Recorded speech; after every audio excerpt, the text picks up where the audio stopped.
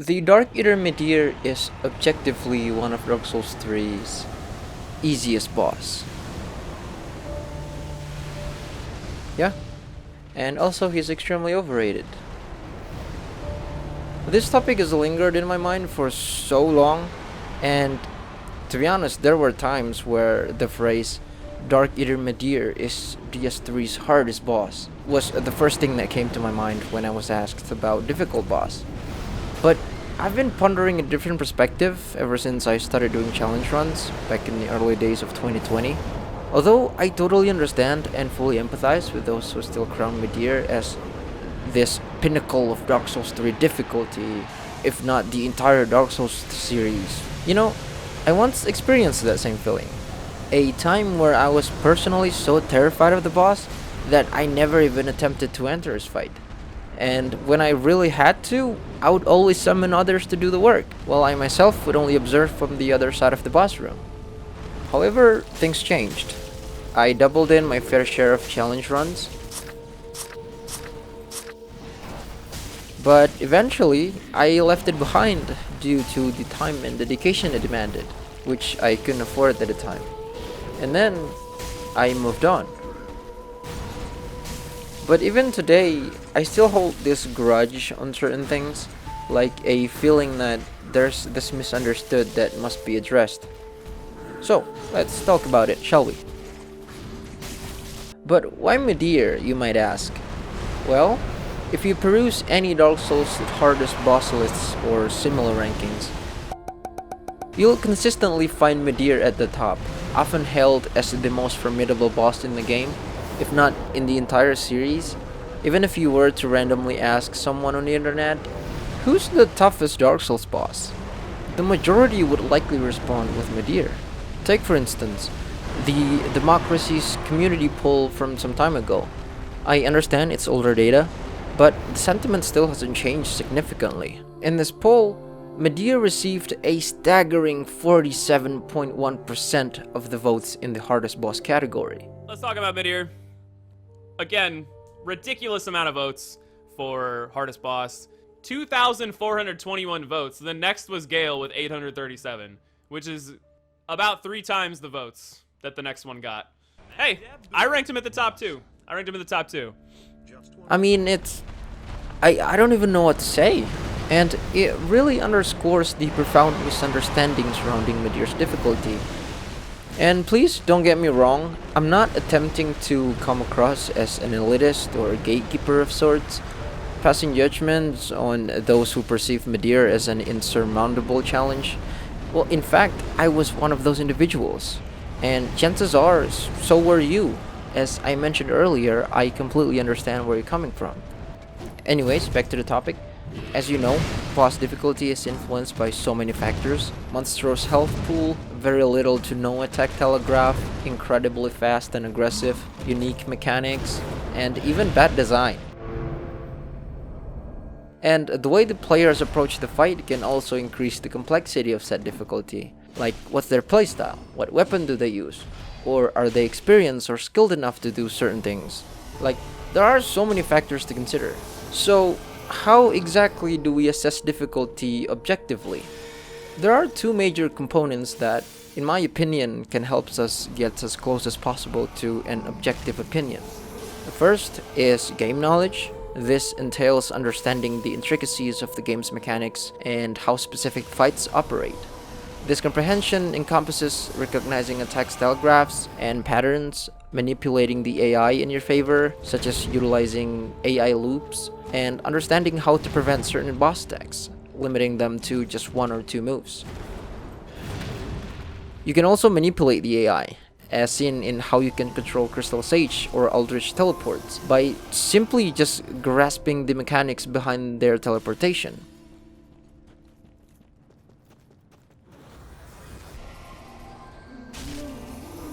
And second, their skill. Well, it's pretty self-explanatory. It's how well you can execute those game knowledge. And in other games, it could also include having good game sense and reflexes, but I digress.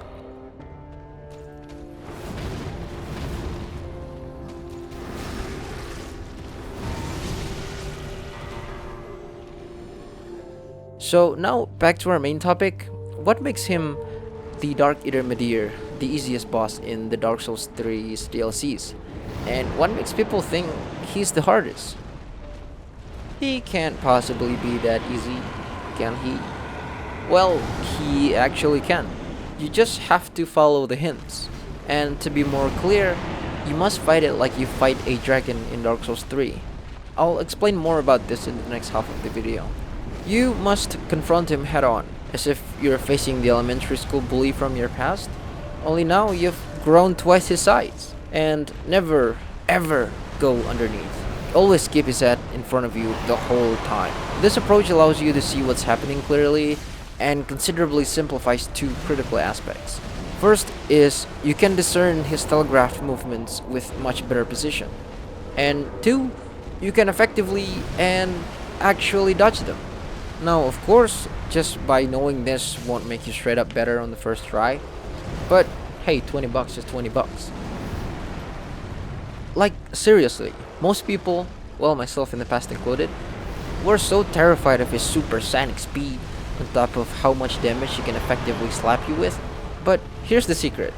Take a deep breath, position yourself so that his entire body and wings fits nicely on your screen, then simply walk backwards and observe. Don't try to attack just yet, just watch what he's doing. If you somehow ever heard someone says, "Dude, just walk backwards," this is precisely what they meant.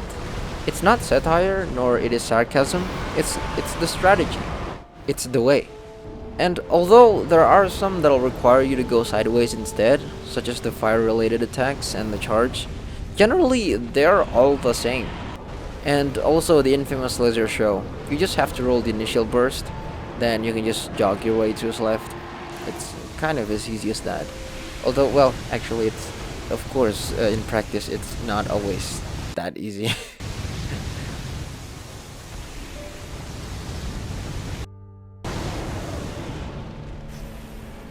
But really, as intimidating as Midir's attacks may appear, they all follow a straightforward pattern.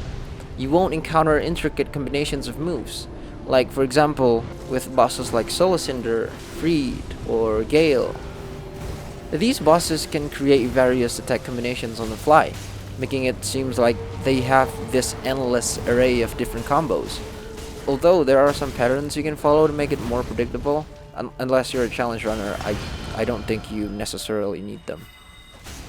And as for Midir, he's not programmed that way.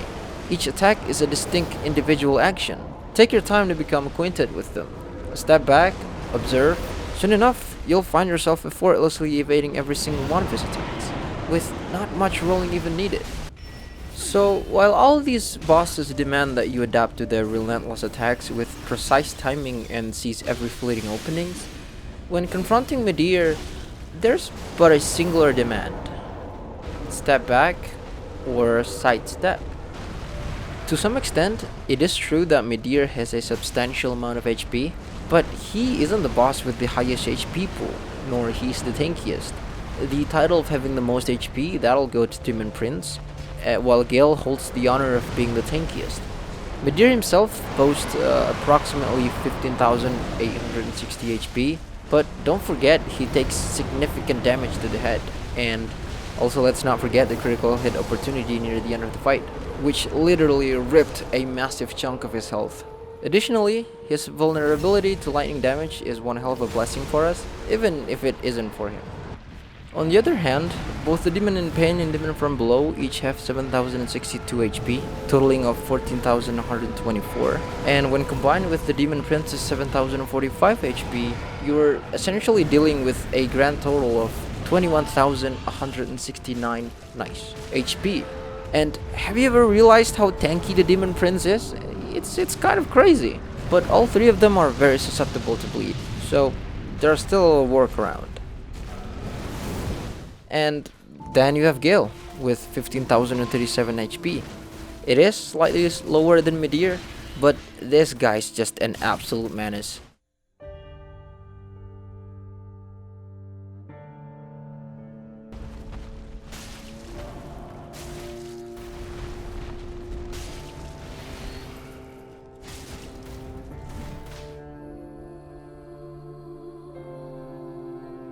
Unless you want to resort to poison or repeating proccing frostbite on him, have fun and good luck on chipping down those massive HP pool. It all crammed into a single health bar, so it becomes painfully apparent just how very little damage you can do with each of your attacks. And he hits almost just as hard as Midir does, mind you.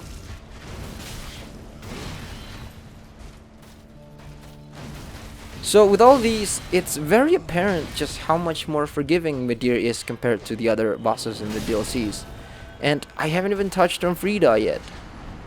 Now let's discuss where things kind of went wrong for most of us. What convinces people to consider Darkeater Midir a very difficult boss? It's presentation. Wait, no, let me try that again. Presentation! The second you enter the fog gate, your mind will just automatically tell you that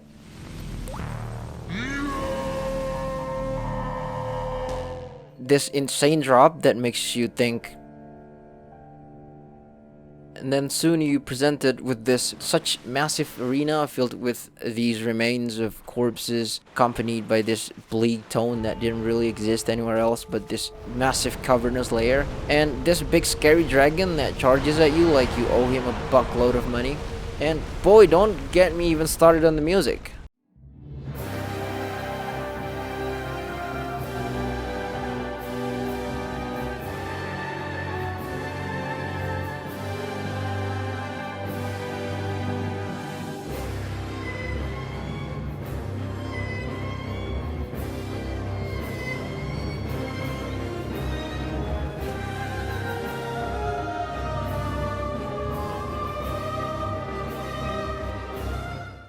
We've encountered numerous dragon fights throughout the series, yet it seems like none of them match the awe-inspiring presentation that Midir offers.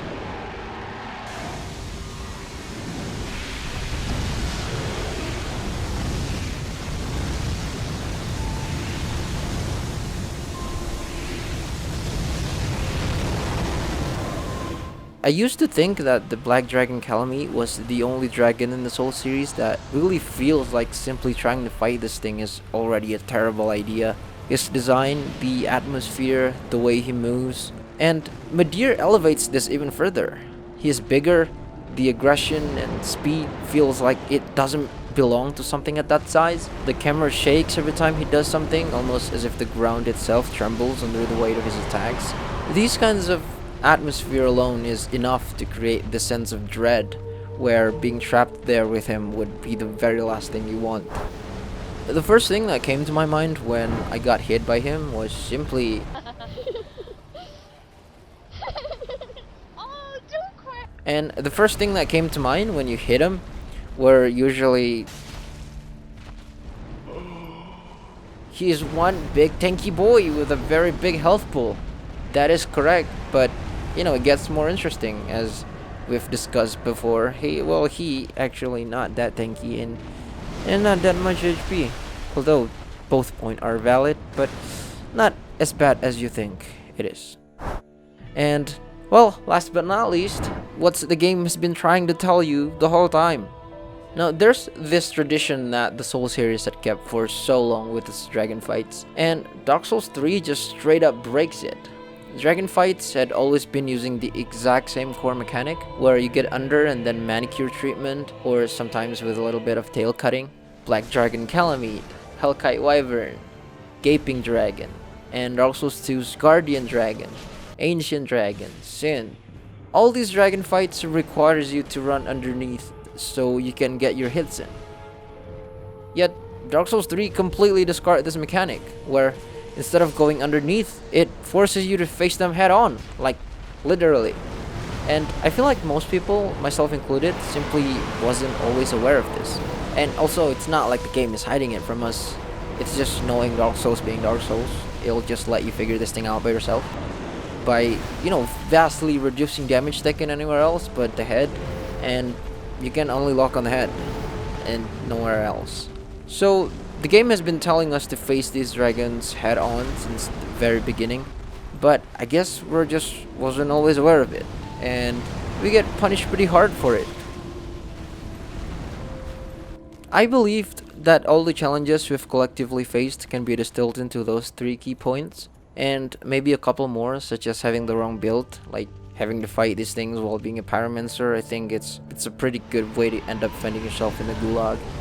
And at the end of the day, I don't encourage you to adopt this same opinion that Midir is the easiest boss in the Dark Souls 3's DLC. And ultimately, it all boils down to our personal attachments and experiences with these bosses. No matter how knowledgeable or skilled someone is, well, an opinion remains an opinion. The main point I'm trying to get through, without trying to sound like an elitist or condescending, my apologies in advance, is that there's a significant misunderstanding stemming from a lack of basic knowledge about how we handle some minor aspects of the fight. I won't deny that the game's art direction did an astounding job with where it wants to be and what it wants us to be. It successfully warped our perspective by making these minor details so impactful that it blurs our judgment regarding what is actually difficult versus what's supposed to only appears to be difficult. You stumble on a small pebble, not a towering boulder. It's a phrase I've been taught since I was a kid. We tend to fixate on the grand issues, the profound questions and significant problems and challenges, often overlooking the mere small things, a seemingly inconsequential and insignificant matters. And regrettably, it's those very small things that we often disregard that tend to burden us and become the source of our most significant difficulties. However, when utilized correctly, they often serve as the most critical components that will help us overcome those immense challenges. That would be all for this video, and I'll see you in the next one. Take care.